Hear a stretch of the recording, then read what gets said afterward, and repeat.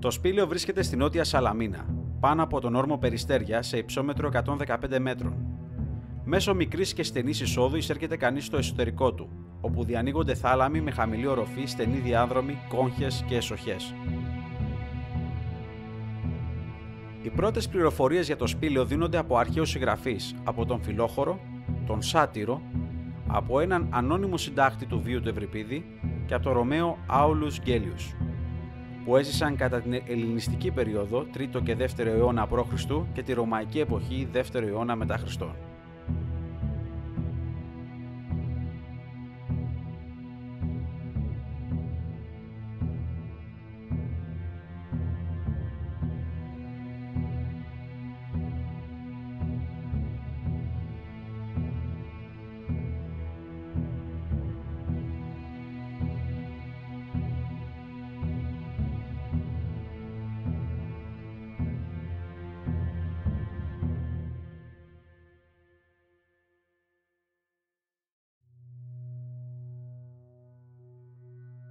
Στα νεότερα χρόνια, ο αρχαιολόγος Αρβανιτόπουλος το περιέγραψε ως στενόν βαθύτατων σπήλαιων, ενώ ο βυζαντινολόγος Πάλας το ταύτισε με τα Κυχρίνος άνδρα, τα άνδρα δηλαδή του Κυχρέα, του πρώτου μυθικού βασιλιά του νησιού.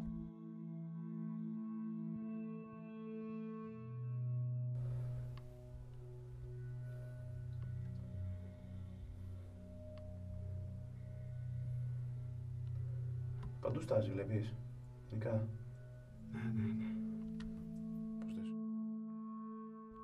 Ο Ευρυπίδης γεννήθηκε στη Σαλαμίνα το 485 ή το 480 π.Χ.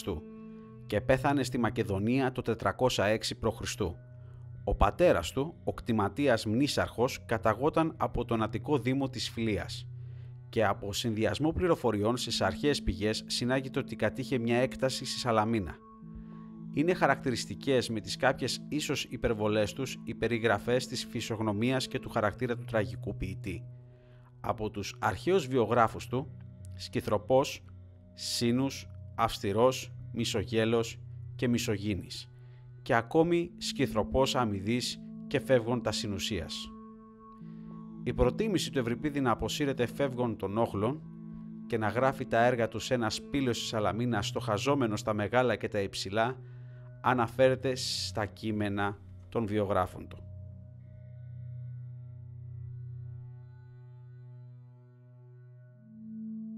Το σπήλαιο ανασκάφθηκε κατά τη διάρκεια των ετών 1994-1997 από το Πανεπιστήμιο Ιωαννίνων υπό την διεύθυνση του καθηγητή Λόλου. Τα πολυάριθμα ευρήματα που αποκαλύφθηκαν αποδεικνύουν την εντατική στο πέρασμα των ιώνων χρήση του. Από το 3ο-4ο της 6ης χιλιετίας π.Χ. περίπου, οπότε αποτέλεσε χώρο περιστασιακής διαμονής για μικρά χρονικά διαστήματα, έως την εποχή της Φραγκοκρατίας, τον πρώιμο 14ο αιώνα μετά Χριστόν, οπότε χρησιμεύσε ως χώρος απόκρυψης νομισματικών θησαυρών.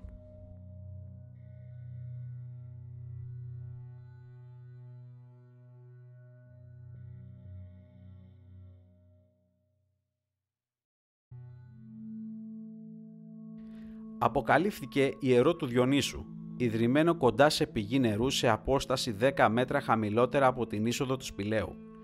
το οποίο ήκμασε στο χώρο κατά τον 3ο και τον 2ο αιώνα π.Χ. Μετά την καταστροφή του ιερού από σεισμό, η συλλατρεία Διονύσου και Ευρυπίδη μεταφέρεται και ασκείται στο Σπήλαιο. Απόδειξη αυτού συνιστά η ανέβρεση επιγραφικής μαρτυρίας σε πτήμα μελαμβαφούς σκύφου του 5ου αιώνα π.Χ. με ανάστροφα χαραγμένο στη ρωμαϊκή αυτοκρατορική εποχή. Το όνομα του Ευρυπίδη στην εξωτερική επιφάνειά του. Διαρκούσεις της ρωμαϊκής περίοδου, το Σπήλαιο αναδεικνύεται, όπως μαρτυρούν τα ευρήματα, σε αξιοθέατο και χώρο προσκυνήματος μέχρι την καταστροφή από τους Ερούλους και τους Γόθους το 267 μετά Χριστόν.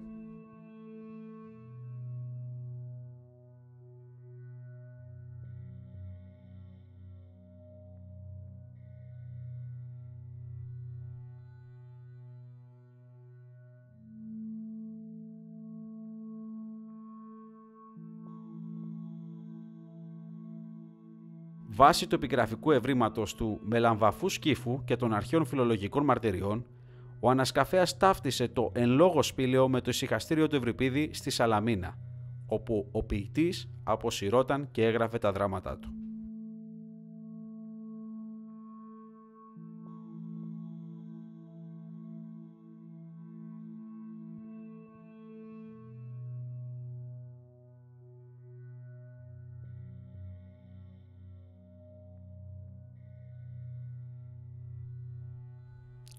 Ο επισκέφτης που φτάνει σήμερα στο Σπήλαιο, ακολουθώντας το αρχαίο μονοπάτι, αβίαστα διαπιστώνει ότι το φυσικό άνδυρο της εισόδου του με την βραχοσκεπή του, ένας πραγματικά θεόκτιστος εξώστης στην απότομη πλαγιά του βράχου, με θέα στο Σαρονικό, αποτελεί ιδεώδες σημείο μόνωσης, με εύκολη σχετικά πρόσβαση από το αγκυροβόλιο των Περιστεριών, όπου θα μπορούσε να βρει την ηρεμία και την έμπνευση ένας ποιητής.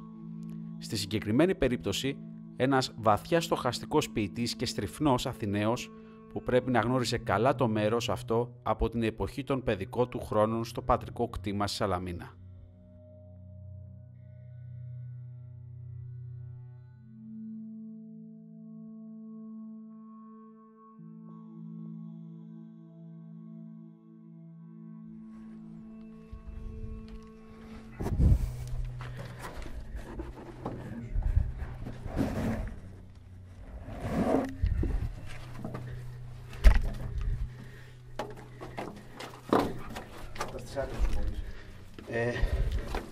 Εντάξει, πατάω στις πέτρες.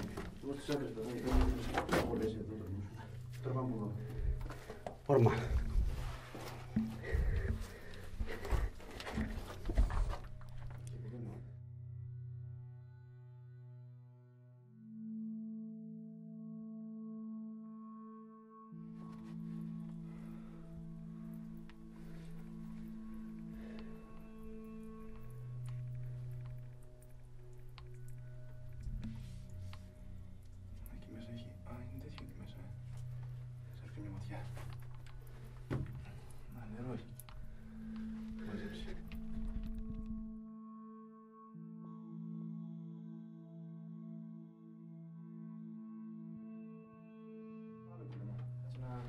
Ωραία, εδώ έχουμε χώρο να παίξουμε μπάλα.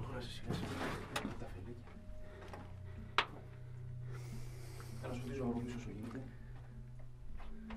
Να πας αριστερά εκεί. Κάνε μια στάση να περάσω εγώ. Πώς πάει από εδώ? Α, έτσι. Δεν έχει κάτι ιδιαίτερο, εδώ από εδώ φαίνεται. Κάτσε να πάω εγώ από εδώ. Έχει κύλωμα από εκεί και από εκεί. Κυλωματάκι εδώ περίεργο. Να και εδώ πέρα έχει κύλωμα. Να το δείξω.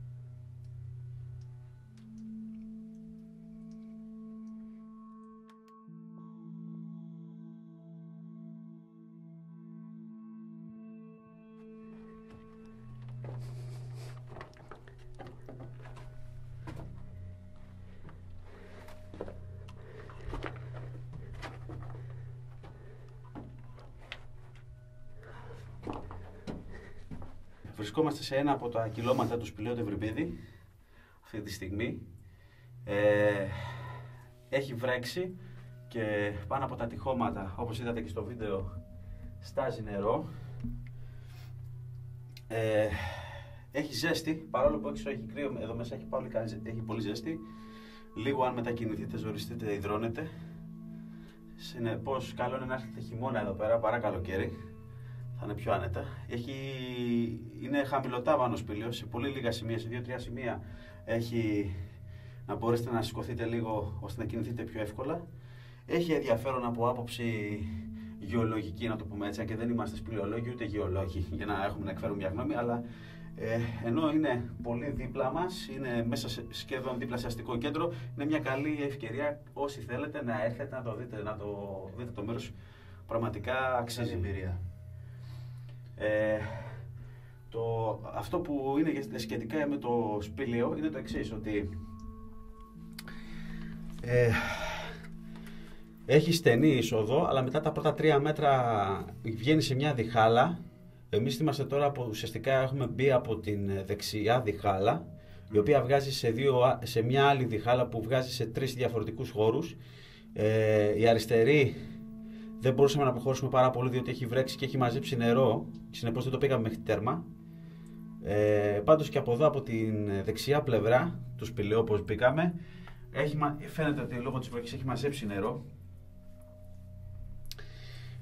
Πολύ καλή εμπειρία. Είναι περίπου γύρω στα 50 μέτρα η όλη... Πόσο βάθος πάει μέσα το σπήλαιο, πρέπει να είναι γύρω στα 50 μέτρα, έτσι δεν είναι? Περίπου, εντάξει, ναι, κάπου εκεί. Εντάξει, από θέμα γεωλογικής άποψης για αυτά βλέπετε ότι έχει κάποιους σταλακτίτες. Είναι ζωντανό το σπήλαιο εδώ πέρα. Τα υποτρώματα δημιουργούνται σταλακτίτες και σταλαγμίτες. Αυτά και ο περίπατος και η θέα από το πλάτωμα του σπηλαίου και το σπήλαιο το ίδιο σαν εξερεύνηση είναι πάρα πολύ ενδιαφέρον και αξίζει, ενώ είναι πολύ κοντά, είναι μέσα στη Σαλαμίνα, έτσι, δηλαδή είναι μια καλή έξοδο. Νότια της Σαλαμίνας. Ναι, δεν θα ξεσπιτωθείτε να πάτε στην άλλη άκρη του κόσμου. Λοιπόν, αυτά, πάμε έξω. Αυτή τη στιγμή μετακινούμαστε προς την έξοδο του σπηλαίου. Εδώ είναι το σημείο που γίνεται, αφού έχουμε περάσει την πρώτη διχάλα, που βγαίνει σε αυτούς τους 3 χώρους. Ουσιαστικά είναι ο χώρος εδώ πέρα, η μία κοιλότητα εδώ πέρα και η μία κοιλότητα που σας μιλούσαμε πριν εδώ. Και τώρα βγαίνουμε προς τα έξω.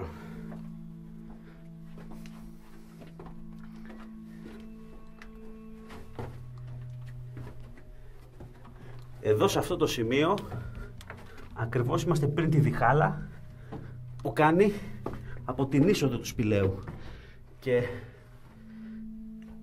εδώ πέρα πάμε από την αριστερή πλευρά του σπηλαίου και εμείς έρχομαστε τώρα από τη δεξιά πλευρά και τώρα βγαίνουμε έξω προς την έξοδο. Εδώ πέρα είναι το σημείο σαν κολόνα, σαν φυσική κολόνα που χωρίζει ουσιαστικά τη διχάλα. Η αριστερή μεριά είναι πλημμυρισμένη, οπότε δεν μπορούμε να μπούμε πολύ μέσα.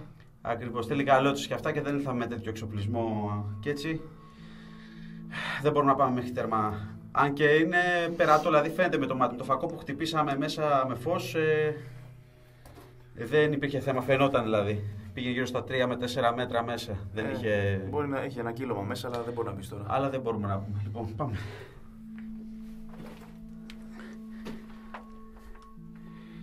Να, και ένας επισκέπτης, κάτοικος του σπηλαίου, μια αραχνούλα. Λοιπόν,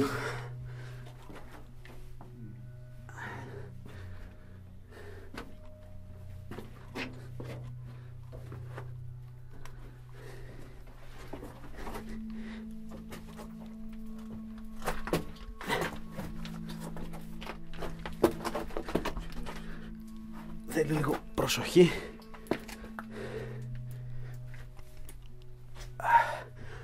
Και φυσικά αυτό που αξίζει μετά το σπήλαιο είναι η εκπληκτική θέα από το πλάτωμα στην είσοδο του σπηλαίου. Πραγματικά η θέα είναι απολαυστική.